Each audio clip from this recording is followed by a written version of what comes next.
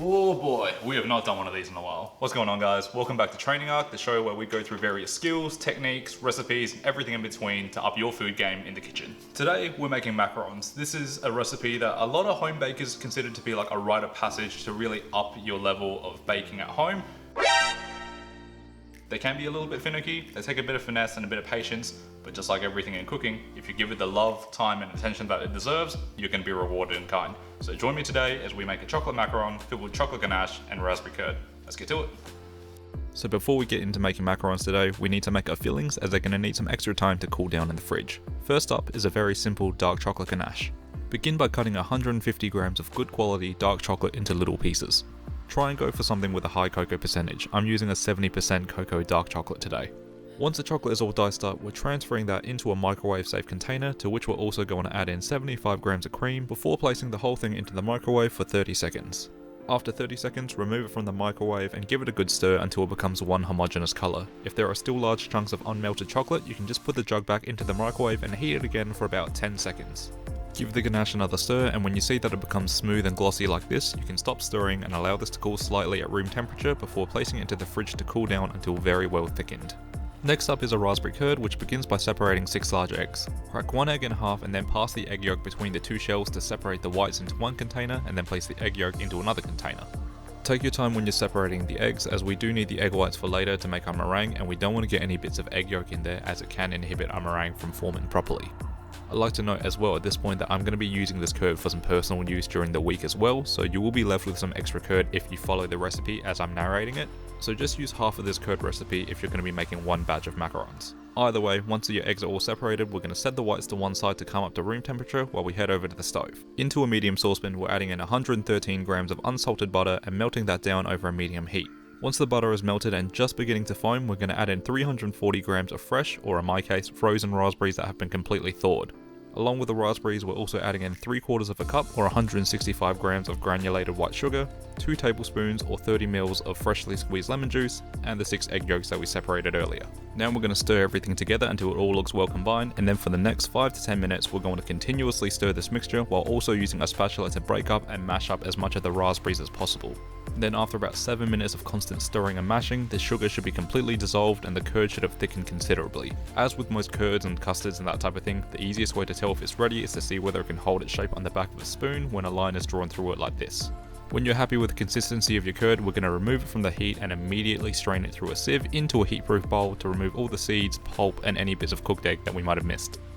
Once you've strained your curd, we're going to cover it with plastic wrap, ensuring that the plastic wrap is pressed onto the surface of the curd to prevent it from forming a skin. Then this is being placed into the fridge to cool down completely and to further thicken. So now we can actually get on to making our macarons. To begin, we need to sift our dry ingredients. Onto a piece of baking paper with a sieve on top, we're adding in 100 grams of almond flour, 100 grams of icing sugar, and 10 grams of cocoa powder. Simply sift all the dry ingredients together, discarding any little lumps that didn't pass through the sieve. After that, we're placing our sieve over a bowl before using the baking paper to carefully transfer our dry ingredients into the sieve again so that they can be sifted for a second time. The first sifting should have removed most of the lumps in the dry ingredients, but it's always good to do this a second time to catch any stragglers that may have slipped through the cracks. With your dry ingredients now double sieved, we're going to place the bowl to one side while we shift our attention back to those reserved egg whites. For this recipe, we're only going to need 100 grams of egg whites, which is about 3 large eggs worth. So we're going to weigh this out into a bowl over a digital scale and reserve these leftover egg whites for something else down the track. Then with our weighed out egg whites, we're going to whisk these over a medium speed until they become slightly pale and very frothy, which should take about 30 seconds to a minute. And once they reach that stage, we're going to continue to whisk the egg whites over a medium-high speed while we slowly and steadily pour in half a cup or 112 grams of fine caster sugar over the course of about 45 seconds to a minute. Then once all of the sugar has been added, we're going to keep whisking the egg whites until it reaches stiff peaks. You'll know that this has been achieved when the mixture has turned pure white, becomes very glossy, and when the whisk is removed, the batter sticks straight out and doesn't droop like I'm demonstrating here. With the meringue now completed, we can begin introducing it into our dry ingredients. I've also transferred the dry ingredients into a glass bowl just so it's a bit easier for you guys to see what I'm doing. Start by adding in 1/3 of your meringue into the dry ingredients and fold these together until they're just combined. You can be a little bit more forceful with this initial folding as it mainly serves to hydrate the dry ingredients to get them ready for the next addition of the meringue. Once the first third of the meringue looks pretty well incorporated, we're going to add in the remaining 2/3 of the meringue, and now we're going to gently fold this together using large sweeping strokes to scrape down all the sides and also underneath the batter to ensure everything is being thoroughly incorporated. Now, depending on what recipes or blogs that you might read, people say that this should take about 40 to 60 folds in total. You'll know that the batter is ready to go when it drops off of your spatula in thick ribbons and the drop batter is absorbed back into the rest of the bowl in less than a minute. Okay, and then once your batter is ready to go, you can transfer it into a piping bag fitted with a round tip and then onto a baking tray lined with baking paper or a silicone mat. We're going to pipe 4cm circles by holding the bag upright at a 90-degree angle and squeezing the bag with even pressure. Now, if you don't have a piping bag and piping tips, you can just use a large volume Ziploc bag instead and cut off one of the corners to pipe the batter, but just know that the seams of the bag may make the batter come out slightly more oval than circular in shape. Make sure to leave a couple of centimeters worth of room between each macaron as well, as they will spread out just a little bit as the batter begins to settle into place. Once you're done piping, give the tray a few solid taps against your counter to pop any large air bubbles that are trapped in the batter. This is very important as large air bubbles are one of the reasons that can lead to cracked macarons.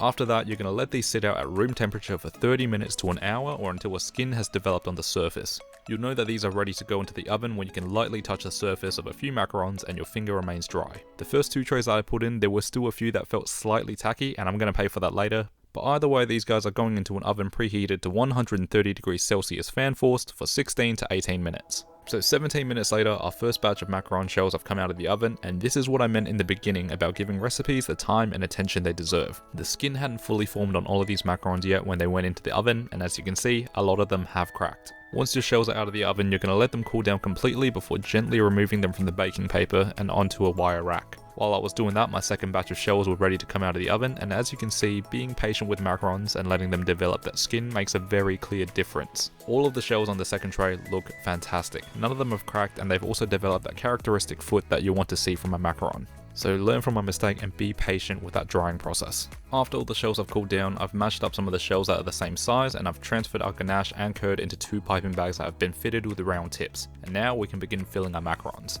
Start by piping a couple rings of ganache onto one of your shells, leaving just a little bit of room from the edge and also making a well in the center of the macaron. Then we're going to very carefully pipe in our raspberry curd into that well in the center. I only let this curd cook for about 7 minutes today, so it did end up being a little looser than I would have liked, so if you're going to make these, make sure to cook the curd for a solid 10 minutes to really thicken it up. Either way, you're going to top your macaron with a matching shell, and you're going to repeat this filling process with all your shells until you have your very own homemade chocolate macarons filled with chocolate ganache and raspberry curd. Now, because this is a double filled macaron, it would just feel weird if we didn't at least try and do a cross-section shot for this, so let's see how it turned out.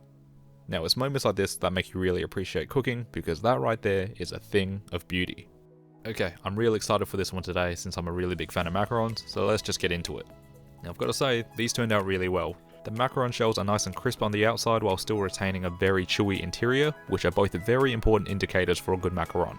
The chocolate ganache filling strikes a great balance of bitterness and sweetness, and in general is rich in all the right ways. This richness is then cut through by the sharpness of the raspberry curd perfectly, and there's a reason why raspberries and chocolate are a classic combination, because it just knocks it out of the park every time.